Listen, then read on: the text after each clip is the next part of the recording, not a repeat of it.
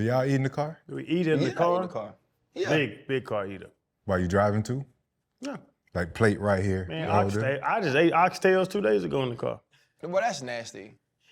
To eat What's that oxtails nasty? while you all drive. over your fingers, it's all too. over everywhere. It's my car. So your Well, we can't start the show like that. Friday pivot is over. already. All of a sudden now we have no show because Channing wants to eat in his freaking car. Hold up, limitless, niggas to me cap pinning it. I fought the here to witness it. Got my people feeling militant. Way I'm feeling got me up. On the mission got me up. Knowing me, I got the key. Only vision I can trust. Limitless, niggas to me cap pinning it. I fought the here to witness it. Got my people feeling militant. This is Fred Taylor. This is Channing Crowder, as you heard or not heard, depends on if our producer takes that out of the show. And I'm Ryan Clark. Welcome to a three-man weave on a Friday. It's been a while since we have had an opportunity to do this. Hey, you jumped out the window on the football thing with your little plaid, white and black plaid. You talking about my outfit? Man, RC, I give you credit when credit's due. That was ridiculous. You and Dre got... Bro, it was cold and he wanted to get layered up with that, bro. I'm not gonna, bro. It was I'm your houndstooth. boy. Bro, this is a thing do you that you call gotta that do with your pattern? boys. Houndstooth. What is Like that Bear mean? Bryant, like back in the day, Alabama, houndstooth. Like it's an actual pattern on fabric. And everybody, people was DMing me saying my joint was clean. Like everybody knew that was hard. Like I don't know. That was Houndstooth. Yeah, Bear Bryant. yeah. Jim Crow. That's, Oh, boy. bro, What I think, though, because it was dope, RC, and That was not dope. Chan said I was going to say that. What we could do is, to make it even doper, you ever heard of Gallery Depot? yes. You can splatter, do the paint, all different type of colors. Yeah. And then we can run back Art Basel, I don't know. Art Basil, yeah, probably the seasoning. Yeah. And then we can donate it. Okay. We're gonna put a little Art Basil. Put a little Art Basil or some Basil, paprika. Art Basel. Some paprika on it. Hey man, why y'all let Uncle Luke talk bad about me? Like, ain't y'all in Miami? Bro, Ain't y'all Captain coming. Captain coming. Y'all We coming to get your ass. We coming to get Free you. Willie. Say it loud. Hey, we're gonna get Uncle on the show. Yeah. I really want this conversation to be had because I think it was a disconnect between what you were saying. Let me know if I'm wrong, RC. Okay. I think you were talking about a double standard between what Petrino and a Sherrone Moore. I think there's a double standard there where there's a tighter policing on a black man, a black head coach, a black head coach at a Michigan than there is as a white man in that situation. Let me know if I'm wrong with you saying that. So I don't think it was, like for me, it wasn't about the policing of anything, right? And to Uncle Luke, like all the cussing and grandstanding and insulting, and I cut the TV off when you're on, but I could talk about your whole take. I'm not gonna get into that. Like we're not gonna go with the back and forth, you know. God bless him, respect him, you know, whatever he's doing. For me, about what he said was that like I had done a disservice for reporting the news, right? Because the facts are that Mel Tucker in Michigan State lost his job due to some of the same things, and he was not rehired as an assistant coach, as a defensive coordinator, as a head coach. Rick Pitino goes to court and admits to the affair in 2003. He's the new coach at Iona. He's fired in 2017. He's a new coach at Iona in 2020. Bobby Petrino, I think it was 2012, he's the Western Kentucky coach in 2013 or 14. Those are the facts. Mel Tucker didn't get a job. Michael Haywood was supposed to be the new head coach of Pittsburgh, University of Pitt. He has a call from his significant other at the time. She later tried to retract that call. He never takes over at the University of Pitt. Is never a head coach again. Those are two African-American coaches, and those are two non-African-American coaches, right? That was the difference in how they were treated. Those are the facts. Right. And when I say that we have a responsibility to the community, it's to say that anytime you're the first or one of the first of anything, you have a responsibility to the community. We are still in a point in history in America where there are still first of some sorts, whether they're first Latino, first woman, first Asian, first African American, first LGBTQ. Like, there's a lot of first Jewish. There's a lot of first happening in this world. And when you are the first, there's a responsibility. Right. No matter how you see it, at Michigan, there's been 21 head coaches in the football program. Sherrone Moore was the first African-American head coach. There's a responsibility in that. Every time Fred Taylor speaks, there's a responsibility to our community. The same with you, the same with me, period. That's the way it is when there had been a point in whatever people's history where you were disenfranchised, where you were discriminated against, where you were not allowed, right? It's the reason Jackie Robinson is seen the way he's seen. Like, that's just part of it. And I was in no way saying that whether there's a double standard or not, it's okay. I'm just reporting that that is the way it works in our community. And if I can't point that out without being all of those things that he said I was, how is he better than me? Right. I just want to say, I think your comments weren't for intent. It was about impact. Because, you know, as black coaches, a lot of times just black people, we're expected to be perfect in all of our jobs across the board. And there is this double standard. You just mentioned it. A lot of guys can do things and they can go back and get rehired in the same position or even as assistants. So I think Luke went a bit far. He definitely went hard on you. I think it's a good opportunity to have him on a platform because he does go deep. Like, pause. Like he does try to speak for the community, right? And I think he can highlight a lot of things, but in this particular case, the truth of the matter is, you know, consequences hit differently for black coaches. And I don't believe he set black coaches back, but I do believe that, you know, the red flag does follow these type of patterns. Well, they're heavier for him. So, one, people don't listen, right? I didn't say it wasn't about setting them back. This may not keep the next African-American head coach, and probably won't if he's qualified and if he's being hired by someone who is searching for someone that's qualified in his manner. That won't keep him from getting a job. But you do fail a community of coaches, and here is what I mean. When you are Sherrone Moore and you earn that position, in earning that position, you get an opportunity for now people who are part of your pipeline, people who have been a part of your surroundings, people who are close to you, you get opportunities to give them a leg up or give them interviews because you now have that power. When you lose that power, now, it's not a judgment on what he did. We're all imperfect. I am imperfect. Romans 3:23, right, says, we have all sinned and fallen short of the glory of God. Like, it's not about judging what he did. It's about when you lose that position, you now can't allow other people, open the door for other people that may look like you or that are close to you. You don't get to be Bill Belichick at North Carolina and now have your son as the defensive coordinator. You don't get to be Pete Carroll at Las Vegas and now have your son as the offensive O-line coach, right? That's what I'm talking about when I say you failed. It's not about you set them back and it changes whatever, but it does when you're the athletic director. You are now looking at the position of head coach, and you're going to want to at least go away in some point, in some way from what you just had. Does that mean what characteristics are you looking to not hire the next time? What characteristics, as I want to say Michigan's athletic director is a black man, right? Do you feel that now, if you're the athletic director of Michigan, you can go hire somebody else like Sherrone Moore? That's difficult. Yeah. And so that was all I was trying to say. Like I'm saying, D'Amico Ryans, is he looked at like an Andy Reid or a McVay, is a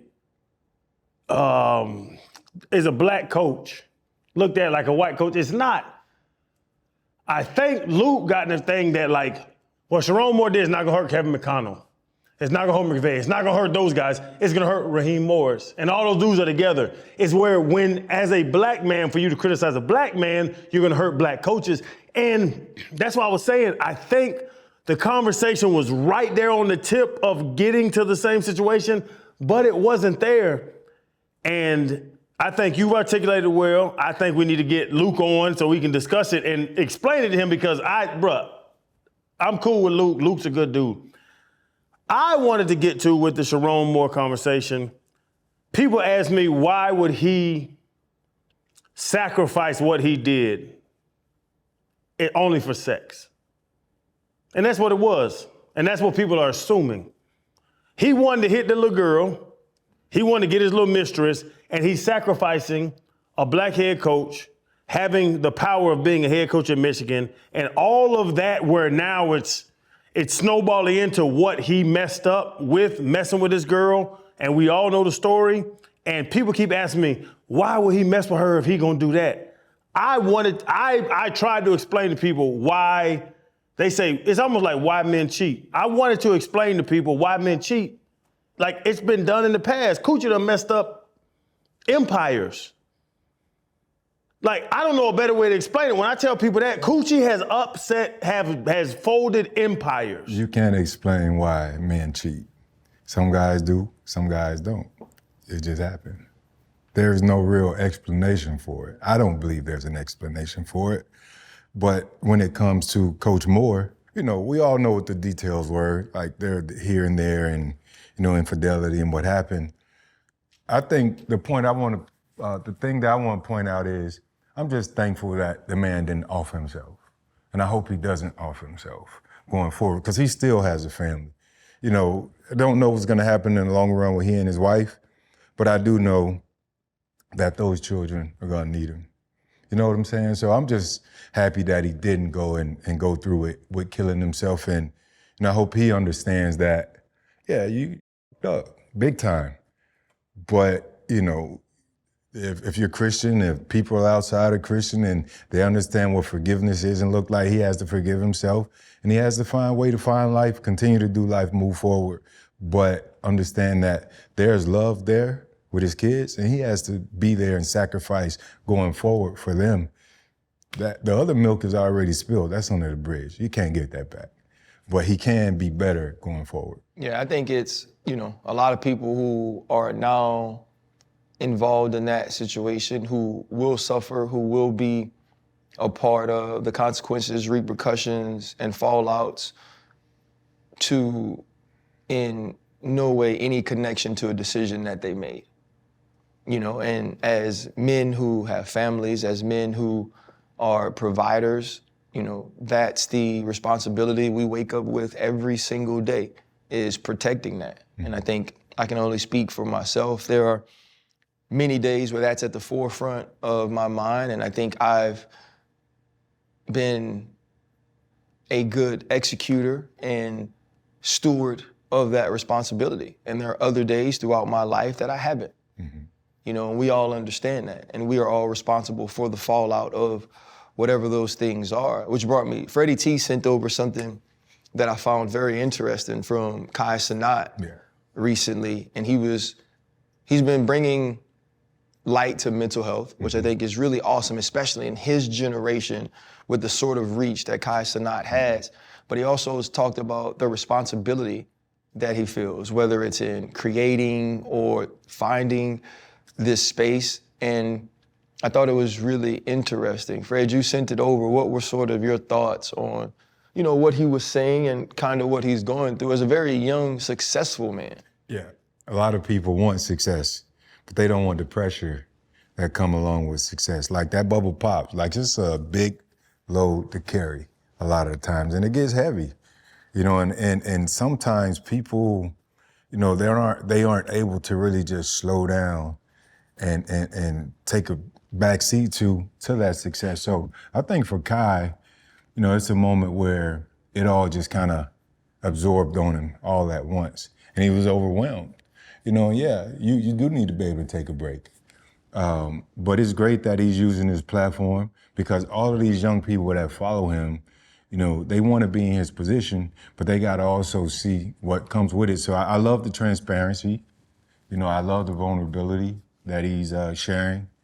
Yeah, man, I think he's a good role model, for the kids that follow him. So big shout to Kai, man, for opening up, and taking people along his journey. Man, heavy is the head that wears the crown. That's the saying, right? Same thing, yeah. So Kai Cenat, the streamer community, which we always laugh. I don't understand it, like the streaming thing and all how they got millions and all that stuff. But it's a real thing, and I've come to the conclusion that. But you got to really know what you're doing. And I always said, I've said before, put a value on your evaluators. I say it a different way. So, the younger community can understand the old dude. Know who they're dancing for. And I don't think they really know. I think people just dance nowadays. They dance to dance and see what they dancing. They just wiggling their ass, but they don't know who you're dancing for. Are you dancing? Because y'all know me. I'll dance for money. I'm not dancing for notoriety. I'm not dancing for acceptance. I'm not dancing for clothes. I'm not there. Like, I know what I'm going to, I know why I'm doing what I'm doing. I think Kai knows what he's doing, but I think a lot of these young people, the young streamers, the young, I call them attention getters, and now attention can make you money. And whatever you're dancing for, know what you're dancing for. Because if you're just dancing to dance and nothing's coming back your way, sooner or later you got to put a line in the sand and say, I'm not going to dance anymore. And I'm not going to dance past this, and I'm not going to try to impress people past this, and I'm not going to spend this much money to have this chain or this car or this whatever because I have to impress these people. And then if you keep moving your bar of impressing and dancing, if you keep dancing harder and harder and harder, at some point, who are you dancing for? It's burnout. Know who the hell you're dancing for. But the thing is this, Chan, like, one, know who you're dancing for, we don't get to choose who it's right or wrong to dance for or what's right or wrong to dance for. Yeah. Right? Like, we just don't. And we're all dancing for somebody until we can create our own money. Period. When we played football, we were dancing for the coaches, for the fans, GMs. for the organizations, for the GMs, and that was it. And sometimes it was, what was your priority within that? Like, your priority was money. My priority was effort and what I put in. Freddie T was one of the all-time greats. His priority could have been getting a gold jacket. Like, none of our priorities are wrong because they're ours individually. Mm-hmm. But we're all dancing for somebody. Like, we don't come sit on this show and talk to each other or interview guests just because it's cool. Do I love it? Absolutely. Right? This has become therapy for me. This has become a thing that I take pride in because when people walk up to me in airports and talk about, and when people walk up to me, I played 13 years in the league, I've been on ESPN for 12 years, and they say, hey man, you from that podcast. I take pride in that. Mm-hmm. Damn, that's how you know me? I take pride in that, right? But yeah, we dance for them. You know what I'm saying? Like, we are making content so they like it, so they keep watching, or so they keep subscribing, or so they share, or so they're impacted. And in them being impacted, the success of our show may get us a deal that now we can continue to provide for our families with, but we all dancing. Like, when I listen to what Kai Cenat said, though, to me, it's like the pressure of excellence. Like, they got people who walk through this world and are okay with mediocrity. Mm-hmm. Like, it's people who walk through this world and like they okay with getting by, or they don't want to try anything that's hard or put themselves out in a tough spot because like they could fail or people could reject them. What this man is saying is like, I actually make money by giving people my entire life. And it ain't even really about whether or not I dance for him, because he actually like literally dances for him sometimes. It's not whether I dance for him or I impress them. It's that if these people, or if whatever I'm doing fails to be entertaining at some point and they cut off their computers, they cut off my livelihood. Mm-hmm. That's pressure. Yeah. And so I think that like I get him in that because he's young and this happened fast and slow at the same time. I don't understand millionaires bitching. Expound. I don't understand motherfuckers that made it, got money, doing a thing, figured out something, and now I'm overwhelmed by this. No, you're not. Go do what you can do. If you can't do it no more, you're not gonna make money. There's an equal sign behind actions. There's an equal sign behind dancing. He dances well. Kai, you dance well. That's why you have all the money you have. That's why you have all the success and the notoriety and the fame you have. We dance well on this podcast. Our equal sign is fame, success, and money. There's people that have podcasts that have 17 followers. When you do something well and now you have the attention of people, to your point, Kai, to your point, you do something very well. So now you have attention. Now it's overwhelming to have that attention. I don't get it. Y'all can explain to me. I am one of the best in the world at this. This is overwhelming to me because I'm great at it. Well, just be great. Don't complain about it. Because there's people that would love to be Kai Cenat. There's people that would love to be the pivot. We're overwhelmed by our success. I don't get that. I just strive for greatness so the equal sign will equal fame, success, and money. My money, let me put it first. Money, fame, success. Why be overwhelmed by the backside of an equal sign? Because burnout happens. This is something this man does every single day for years. Keep going. Right? He has a community. And much like we have a community, we just don't do it every day. Just imagine having to be somewhere every day. Like, the shit gets tiring at some point, and burnout is real. But even more than that, he wants to do other things. And I thought it was cool for him, man, to bring us into his life and say, this is what I'm going through. This is why I've been kind of shut down for a bit. And also, but more importantly, the younger people that follow him, I think that's the dopest shit for him to be able to say, look, man, I'm going through this. It's all right for y'all to go through this. Because a lot of times they feel like, shit, who can I turn to? Who can I lean to? Hopefully this allows the younger people in his age bracket or people that follow him enough courage to be able to go to someone and say, man, I'm tired. I don't know what to do. I don't know which way to go. Because we look at, since social media, the suicidal rates and those numbers have spiked.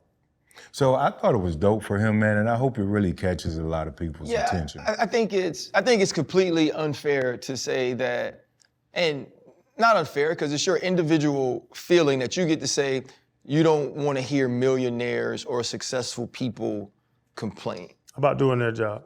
Right, and but it's not necessarily just about doing their job. Like, he's dealing with something mentally. That was one part of what he said. Yeah. But like, you look at somebody like Robin Williams, who is historically and traditionally and transcendently talented and successful. And he was tormented. Whether it was by the greatness or whatever it was, he was tormented. Heath Ledger legitimately could transform himself into any human he wanted to be. And he was tormented. It's not about like how much success you have, how much money you have. Like, we recently had a conversation with somebody and they were successful, but they hit a point in their career where it was injuries and where they lost loved ones. And they was like, I don't want to live no more. But they were a millionaire. That money for everybody isn't it.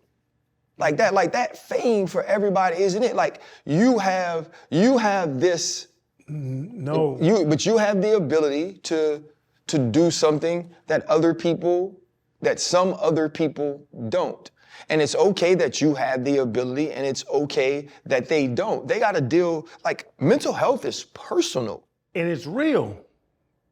And if it doesn't have to do with your job, your path to success, I'm with it.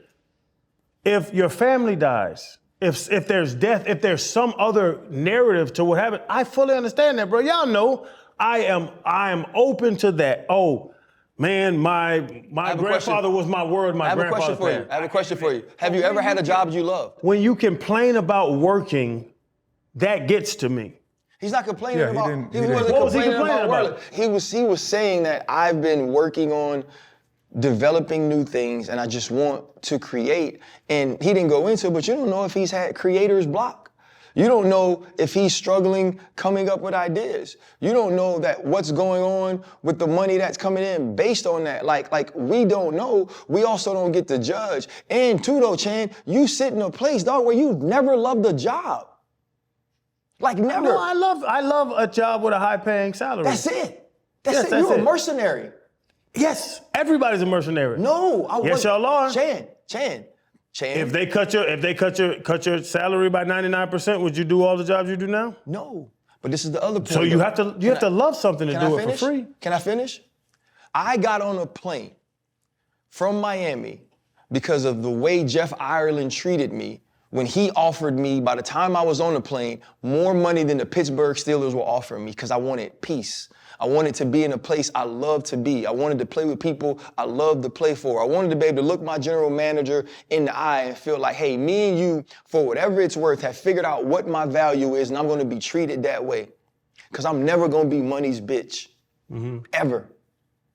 I'm not going to dance for it. I'm not going to lunch with this executive because they say he'll pay me more if I go to lunch with him.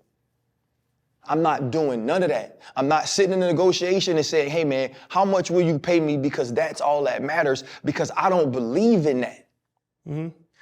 I am not a mercenary. I would like to ask you, what were those numbers differences?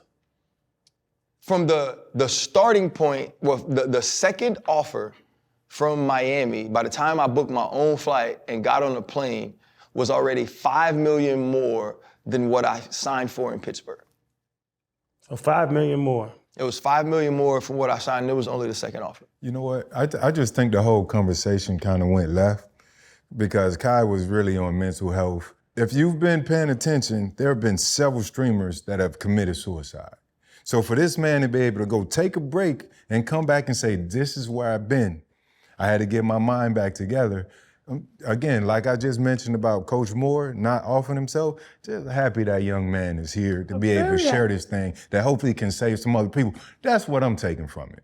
It ain't really about the money. He ain't mentioned money or work. I'm very happy. He mentioned work, I'm very but not happy. money. Fred, it's obvious to say I'm happy nobody killed themselves, right? True. That's 100% obvious. I'm just saying that there are real stressors in this world, and then there are stress that people try to victimize themselves, and I just don't think that somebody complains or is overwhelmed by their job is something different. That's what I'm saying to y'all. That's it. You have to experience it. I mean, I think though, like there are pressures with your job, and you can talk about those pressures, you can deal with those pressures, and it's all about how you share them. Like they're still the stressors of the job. Right? Like I am in a place in the world where I can't say nothing. Right? Pretty much. And I've always said everything I've ever felt. You know what I'm saying? Like I'm no different than I was like 5 years ago, or 10 years, or 5 years before that, or the 5 years before that. Right? But people who used to make music and used to be important, right, take to their cars to talk about me while saying that I don't matter. Right? Like that's my life. And so either that could be a stressor or that could be a lesson, or and it's not for me, right? But like, it's just, some people are different. Like it's part of it. You know, like I think about like the polarizing views of Shedeur Sanders. If you watch the film and evaluate him and you think it's a great day, then you're one of these people that just support Shedeur Sanders. If you watch the film and think it was an okay day, you can't say that. You can't be in the middle. It's got to be great or it's got to be terrible. He either can't do it or he can. Why do you think somebody like him is so polarizing, and he affects, like his job is critiqued in a crazy way, his family's critiqued in a crazy way, and then the people who talk about him are critiqued in a crazy way? I think he's polarized because of his last name. And I think the position he plays, and I think it's not justified because he doesn't get evaluated like other fifth-round quarterbacks in this league. Nobody's talking about, can't even name fifth-round quarterbacks, so nobody cares about him. But I think what he did in college, who his dad is, he's a Sanders, and that's why he gets criticized. And that's why he gets paid. That's why he had the NILs in college. That's why he is polarizing, because of the fact that he plays quarterback and his name is Sanders. That's why. They don't give a damn about Dylan Gabriel. No one cares about Dylan Gabriel. His last name's Gabriel. He wasn't on the Heisman watch list. He's not as good as Shedeur. I said the shit 6 months ago, didn't I? Shedeur is going to be the starting quarterback at Cleveland sooner or later. Mm-hmm. It's because of who he is, and it's because of the society that we live in that loves to attach to storylines because everybody sits on their goddamn phone every day, and it's cool to criticize or support. To your point, there's no lukewarm anymore. You suck or you're great. You're ugly or you're pretty. No, they look good. Are you a 10 or a 0? Man, she bad. She a 10? Don't say 6 anymore. Oh, what does that mean? That's what the world has come to.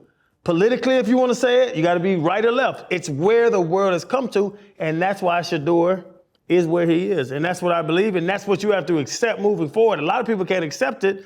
I'm old, and I figured it out. I've matured as an old man into knowing that that's where the world is, and that's where you have to dabble in if you want to walk out the damn front door in the morning. Yeah, I'll just say the best thing about all the Shedeur talk is how he continues to carry himself at the end of the day, because what the media has created, right, it's just like a Shedeur spin cycle. And he's there and he's just tumbling. But he carries himself the same way all the time. He's still confident, still have been waiting on his opportunity, has gotten his opportunity, has really carried himself like a pro, through the ups and the downs. But there's a double standard in our community where, like you said, you can't say nothing about anybody. Because if you praise him, people don't expect you to criticize him when he doesn't play great. And I think, that tug of war in our community, isn't fair, but it just follows a lot of people that aren't real sports people. You know what I'm saying? They're more culture and family and Deion Sanders supporters, and that's fine. But at the same time, you have to be realistic that football isn't easy. Like, that job is hard, and it's harder for a quarterback. It's even harder for a rookie quarterback. And expectations, the more he plays, the expectations will continue to grow for Shedeur. And he's not going to always match those expectations because he's not perfect, right? So I just like the fact that he's still composed and he's taking advantage of, the little playing time that he's had. And hopefully he'll continue to sort of grow from it. And I hope that people in our community understand that shit comes with shit. If he plays like shit, it's out there, like, address it. Right? Give him grace, but also understand that people are due bad games. And when he plays well, go ahead and praise him. That's satisfactory too. Shedeur Sanders is a grifter's paradise. Yeah. Period. Right? There are these people who, and he said it after the game, a lot of people want to see him fail. There's these people that sit over here that if you just criticize everything the young man does, there's going to be people that gravitate to that because they don't want to see him succeed. Yeah. Mm-hmm. Right? Because they don't like him for whatever reason it is, and it's probably not even a real reason that should damn matter. Right? And then there are people over here that realize if you support everything Shedeur Sanders does, if you just say he's great all the time, there's going to be a swell of people that always support you because that's how they want to feel. For whatever reasons that are probably extremely valid, right? Starting with this talent, starting with this family, starting with this father, all the things you love about him. There are these people over, and if you do that all the time, you got people that's going to always support you. But God darn it, don't be reasonable. Don't be logical, right? There's the people who are like, he was drafted, me, for sure. I thought he should have been drafted by the second round. I thought he was a late first round, second round draft pick. I thought it was bullcrap. Y'all was standing next to me when I wanted the Steelers to draft him. I thought it was bullcrap that he went in the 5th round. But I'm also smart enough and logical enough to realize he went in the 5th round. And there were people who, when he went in the 5th round, was like, don't treat him like a 5th rounder. Well, what the hell? Right? And now those same people, if you critique his play like he's a starter in the league, say, oh, why y'all criticizing the 5th rounder? We're just talking about a damn quarterback. Evaluation. That's it. It's evaluation. And what's crazy is the most logical person through all of this has actually been him. Shedeur Sanders has been the biggest adult throughout the Shedeur Sanders journey than any person who's ever talked about it. They got people actually fighting with other people that you can't be fans of Shedeur because you said something negative about him before. What if the film changed and you feel differently? Now, if you critique this character and talked about him as a young man, then you're just trash because this is a young man who's trying to figure out how to live life and has actually lived it more maturely than a lot of other people has, right? And there's people on my own network who I felt have attacked this young man and said things about his character when it was unwarranted and it was biased. That's just what he is. But for him, he's somewhere in the middle. He has good days, he has bad days because he's a young rookie quarterback trying to figure it out. He got what it takes. He's gonna keep working, and we'll see where it lands. But can we let it see where it lands and just talk about where it is during the day? Because no, people don't want that.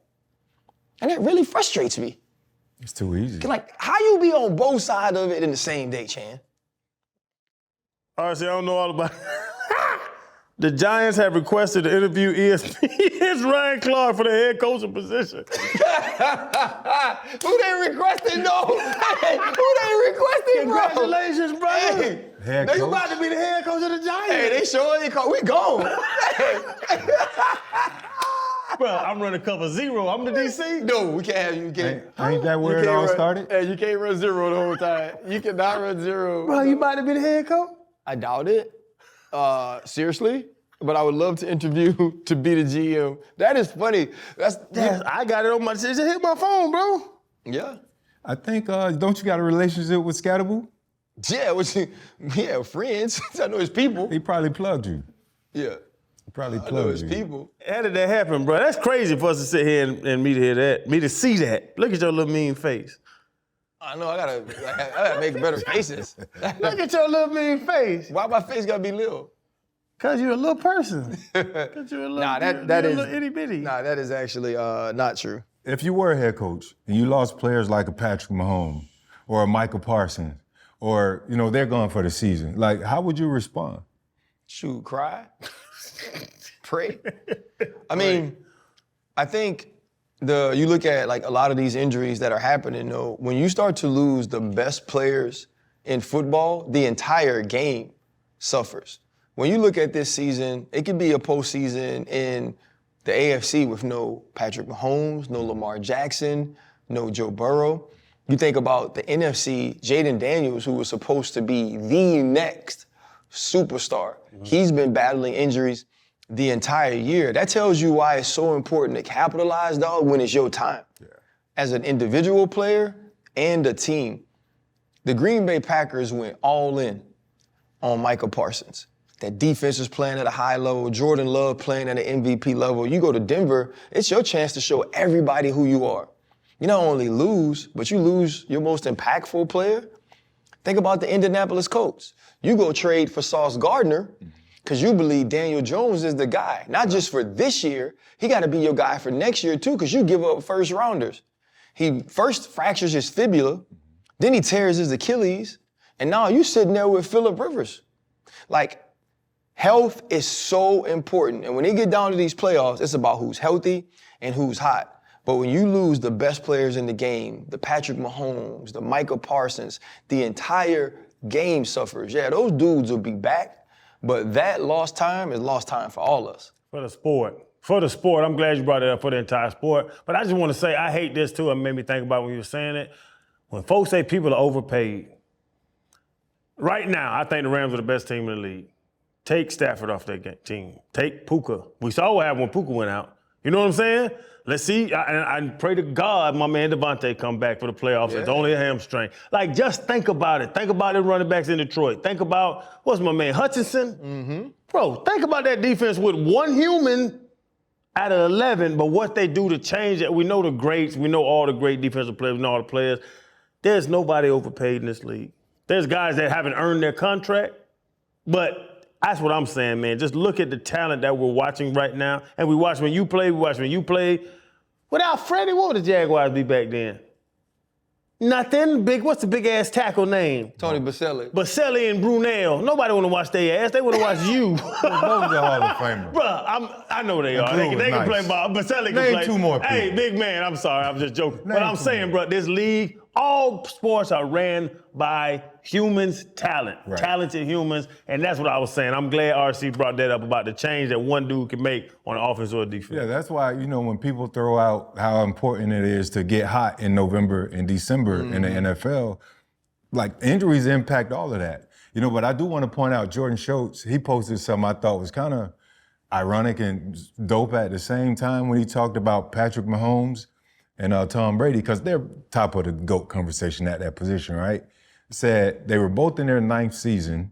They had both injured their ACLs in the 9th season after losing the Super Bowl, having won 3 Super Bowls, and both injured their left ACL.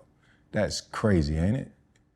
It just sounds like people are reaching to me. I mean, but it is reaching, but I just think it's more the coincidence of it all. Yeah. I thought it was kind of cool for him to go back and be able to point out all those things. It's totally different though. I guess that's my thing. Tom Brady got hurt in the first game, basically the first series of a season. Who was that safety for the Chiefs that hit it? Pollard. Yeah. And I think that tells like a cool story, but not That's the all. whole story. Correct. Because Patrick Mahomes is sitting on a team that's basically bad. Because the reason Patrick Mahomes is hurt is because he was carrying that team. Patrick Mahomes been running for his life since week 1.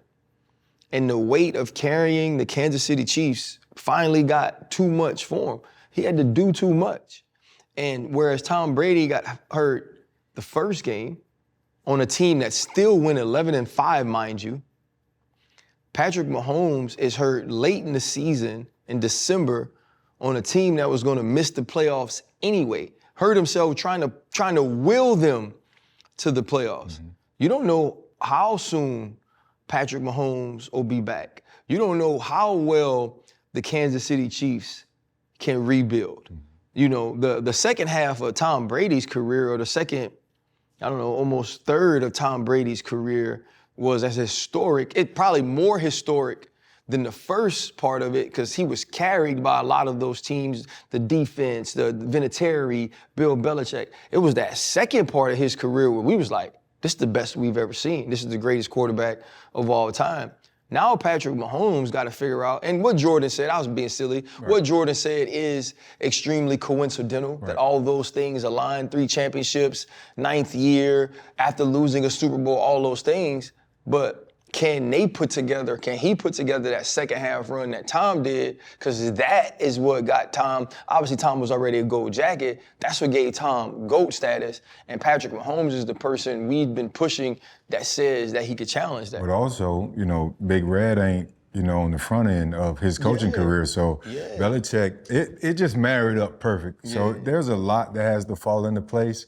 But knowing Patrick and knowing the type of warrior he is and his mentality, he's going to push his ass off to get back. But those ACLs, man, it's going to be a while. He might be lucky to start the season healthy. Andy Reid good, man. He been saving up for the winter, man. He got all kind of meat to carry him over 15, 20 more years of coaching. Yeah, I don't think that's the way it works. That's more for the cold. There's a lot to add. Hey, honestly though, people got really mad at me about Phillip RIvers, man, about something I said. Yeah, he old? Well, I just thought it was. Oh, he old as hell and slow. I didn't think it was a good decision to start him, but since the game was closed, people were like I was hating, or people said I was hating. You didn't want him to play? You didn't want Rivers to play? I know what you meant. What do you think? Tell me what you think, Freddie T. Listen, 4 years on the side. The NFL is hard. We just said that. The game is hard, right? And to go from not doing it for 4 years and then have to come back and just jump right into starting, not the beginning of the season, not preseason ball, not practice, training camp. It's live fire, live bullets. Mm-hmm. So I thought it would be a tough transition for Phillip, but he handled it well, I think. And I think to be able to come back and all those fire and that intensity, I thought he played okay. But he also has a great running game to be able to take some of that off of him. And they had him in the game, and that's all they can ask for. They wanted to be able to not go out there and lose the game. He's going to give you that. So for him to, come off the sideline after 4 years, bro, we know, dog. You try to do a box jump, what a hamstring gonna do? It's gonna pop, bro. That's what I'm saying. So for him to come out, he doesn't have to be that explosive, but I thought he was impressive. Man, the thing is this, first off, who doesn't like Phillip RIvers? Everybody likes Phillip RIvers. Putting them babies in them. Everybody likes Phillip RIvers, bro. Like, I think Phillip Rivers had a Hall of Fame career. Like I believe Phillip Rivers to me was better than Eli Manning. He doesn't have the 2 Super Bowls. He was a better football player. Preparing for Phillip Rivers was different than preparing for Eli Manning, who was also a Hall of Famer, in my opinion. My point was this: when you take 4+ years away from this game in your 40s, it's different than in your 20s. Yeah. I didn't think that Phillip Rivers should be the starter after a week of practice. I thought that Riley Leonard, if healthy, because I know Riley was dealing with a knee after having 145 yards passing against the Jaguars, 30 yards rushing. I was like, he can do some things with his legs and athletically that Phillip Rivers can't. I would go with the younger player. And at 44, was already a stationary target when he played, been coaching high school ball. That junk didn't seem safe to me. Now, here is what I will say about it. The inspiration in what he did, that to me was cool. Yeah. To be able to say to his sons now, to his boys he coaches, Coach wasn't scared.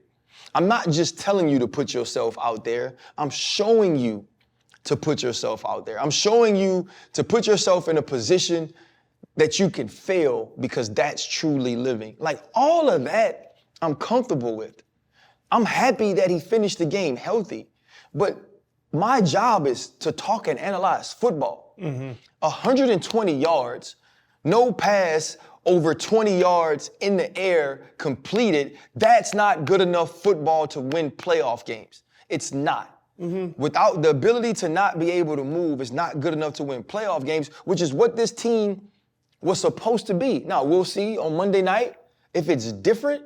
But exactly the reasons I didn't think or believe he was best to start is what happened. You make a lot of good points, but I tell you, you bring up Riley Leonard, that's his name, he's not good. Yes, Brett Ripien isn't good. Tim Boyle isn't good.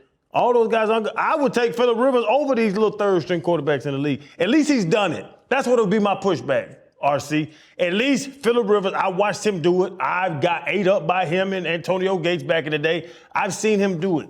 Riley Leonard, 175 total yards, that's not impressing me. And Shane Steichen and Phillip Rivers are boys. Yes. Shane coached him. Shane knows that Phillip knows his offense. Shane knows that he can say, hey, 7. He knows all the numbers of the routes. Bringing a guy I know that has done it at a high level, other than saying, hey, Brett Ripien, come on out here and win the game for me. I believe in the old man more than young boy. He threw, but all he could throw was outs and angles, and I think that's tough. He should have had a life alert on when he played. I watched the game. He should have been able to push a button when he fell down. Hey, y'all built the light. Peasy went to Peasy went into the Hall of Honor, man. In Pittsburgh. Yeah. Peasy dreads ain't dreads. Peasy has braids. Them ain't real braids. Those are real braids. That was his hair. That's his hair. Man, that's lamb wool. He also said when he was playing with you that you were the only person that could out crazy him or out wild him. But he said it was because you pissed in cups in the meeting room, and that you thought swimming was the equivalent to a shower. I used to have different ideologies. I didn't. Same way I piss now. Yeah, we talked about it before, how I piss in the cars. When I was at a meeting, I would rather pee in a Gatorade bottle underneath the table at the desk than go to the bathroom and miss an offensive or defensive play that we're breaking down in the meeting room. I'm a professional. I don't want to willy-nilly leave the meeting room. So I have a big line of piss bottle Gatorades down the wall after meetings because I like to hydrate too. I was actually the consummate professional. Never missed a play, never missed a meeting, hydrated. Would you take the bottles out of the room, Chan? Not my job, I'm not a janitor. I'm a linebacker. That's nasty. But you peeing in the bottles, bro. That's how you be leaving the bottles in the cup, in the car when we travel. Like you piss and you put them in the back of the seat. And then now the people who left in there you turn the rental car, the people gotta handle your piss bottles. I don't work for Hertz either. No, you don't. But you're a human that should have some decency and some understanding and some manners that people aren't supposed to have to throw away your piss bottles. That's not their job. That could be apple juice. No, it ain't those people, it's us. Because You I've don't thrown them want away. to don't pick the bottle up, Freddie. You don't got to pick my piss bottle up. That's But on I don't you. want to You leave pick that my for piss other bottles people up. to do it. Yes, No, we ain't- have all no, picked your piss man. bottles up. Listen, Well, that was y'all's decision. I never said, hey, RC, grab my piss bottle. so that's how you Yep. handle yourself? You conduct yourself like that at a crowded cookout? I'm a professional. Like, so now I can't come to your house and enjoy your cookout because I know you pissing and you might not wash your hands. He definitely won't wash It's his a whole issue. I'm not going to piss on the meat. But I'm talking about your hands that touch the meat. Pause. The barbecue. Peasy was crazier than me, to answer your question. Peasier's wilder than me. Because that when he told the story about the piss bottles, and that was his reference. I have stored. Peasy would fight faster than I would fight. Peasy would take his shirt off first in the club. Peasy was wilder than me on a daily basis. I just have I have a large urethra and small bladder. That was the difference between me and Peasy. I think my urethra was longer. I will say this about Peasy, man. Joey Porter is the best leader I was ever around. He wasn't perfect. I remember Joey closed the doors and had a player-only meeting in the first year I was there, and I'd never seen anything like it. I'd never seen anybody command an entire room as a player the way Joey did. I never met a player who did exactly what he said more and was more loyal to teammates than Joey. And Pouncey, man, to get to see him go in, Pouncey had it the day I met him. The day Marquise Pouncey walked into Pittsburgh, I was like, he's one of the best players on our team. If he plays in the Super Bowl his rookie year, Ben and Troy and Hamp and all those boys have 3 rings, and I have 2, because we win a Super Bowl if Pouncey played. And Ben, man, because we were talking about Phillip RIvers earlier, I texted Ben, and some of that, I'll keep between he and I. I feel like I never, publicly gave him his flowers in the way that I wanted to, because I went right into doing TV, so I had to talk about the player he was during that time and during the back end of his career. And I remember as it got close, I was like, man, I think it's getting close to time for him to hang it up. And I think people close to him and maybe him a little bit too took offense to that, but I was just doing my job because I had seen him be one of the best quarterbacks in the world. I think Ben is the best quarterback of his draft class. I think both in who he became as an individual player, what he accomplished. But the one thing I did text him that I could share is that without him, my career is seen different and my post-career is different. I'm treated differently because I'm a champion. I mean, I mess with y'all about it all the time. Though we were on the defense that gave up 13 points a game, we tried to lose the Super Bowl.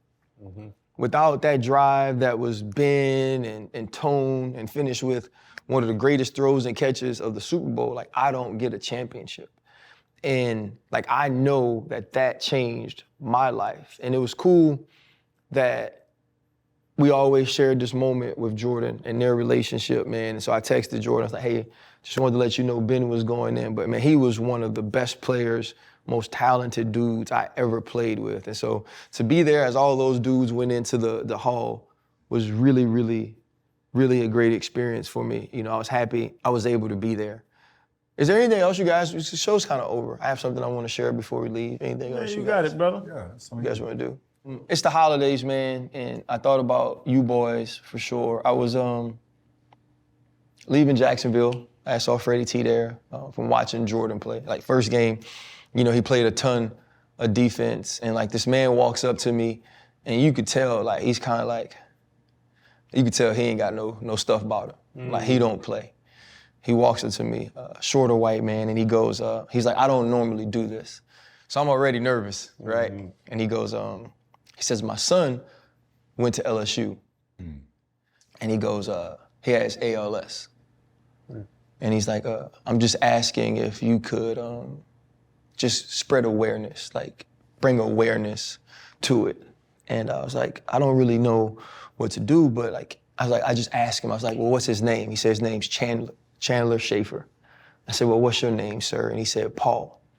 And he said, we were here, his brother's getting married, and so we were all here, and he starts like tearing up. So I was like, well, how long? He's like, 2 years, he just got married, and he starts like tearing up. So now I'm tearing up because he just wants his son to be all right. Like I could tell like in that moment, that man would give his life for his son to not be battling that disease. And I just watched mine play football. Right. Chandler, his son, was Mike the Tiger. Like he was LSU's mascot. You know what I mean? And we started to talk about Steve Gleason because I got to meet Steve Gleason in the off season. And like, I think Steve Gleason is awesome.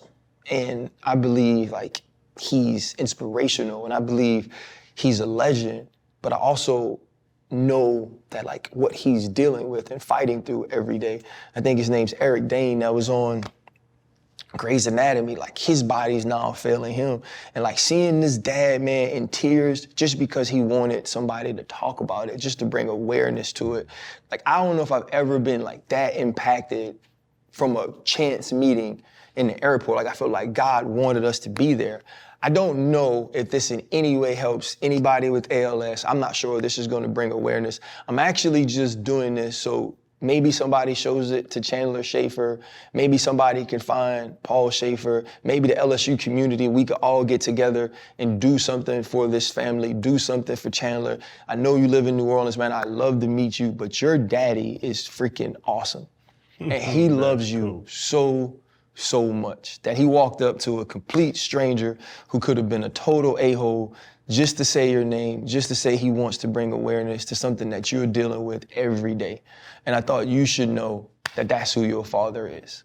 So many people came up to me, like your boy in town, your boy's at the game. Is he a Jets fan? Are they Jets fans? And I had to explain to him while you were, at the game and Jordan, the whole deal. But they were just saying how kind and how sweet and how soft-spoken you are. Totally different than the guy they see on TV, which I thought was dope because I'm like, yeah, RC is really cool. Regardless of what you say about our fans not knowing how to handle success, because he had his T-shirt on, you're pretty cool, bro. Nah, it was cool that they all, was like, sharing that, Ryan's man. over here, Ryan's like, so many people came up to me. Yeah, I appreciate you sharing that. Jacksonville fans was cool as heck. They had one guy naked, showed his meat. Showed him meat on. I took a video of him. To Fred? No, he was his belly meat. They love Fred. They showing tights. that sweeper weeper off. Huh? But I say something too quickly. Ava them, cause Ava played basketball, right? This shit just touched me. It would touch me when you were telling a story. It just made me think about it. So anyway, long story short, Ava went out and balled out at the tournament the other day. Championship, got the MVP thing. They won 40-36. She dropped 21 or 40. Went crazy. 3 threes, got to the line 3 times, 5 or 6. Went nuts. Everybody yelling her name. And she like to start with her, but she got the thing. Bruh, halfway through the fourth quarter, everybody yelling her name. She look at me and put her thumb up. Bruh, that shit got to me, bro. That's why I started tearing up when you were telling a story about the man with his son. All those people screaming for your kids, but I was gonna say that to dads, man. All those people screaming for your kids and all that, bruh. She looked me straight in my eyes, did that, I gave her a thumbs up. She nodded her head and hit another one. That's dope. Bruh, that shit matter. In the little gym, man, that shit matter, man. And so that's all I wanted to say, man. Going into the new year, whatever it is, bruh, that shit hit me when no matter how many people around, that's still your baby. That is dope. Daddy gonna be daddy, man. Man, that shit was nuts to me. I want to see light skin cry. Let it go, bro. Look, Ava dropping their ass now. Don't cry, light skin. Hey, don't let nobody be depressed about their life, though. I know, right? Man, tighten up, niggas. Money right. He want people to tighten up. Man. Hold up, limitless. Take a stomach, got pinning it. I fought the head to witness it. Got my people feeling militant. Way I'm feeling, got me up. On the mission, got me up. Knowing me, I got the key. On this vision, I can trust. Limitless. Take a stomach, got pinning it. I fought the head to witness it. Got my people feeling militant. Way I'm feeling, got me up.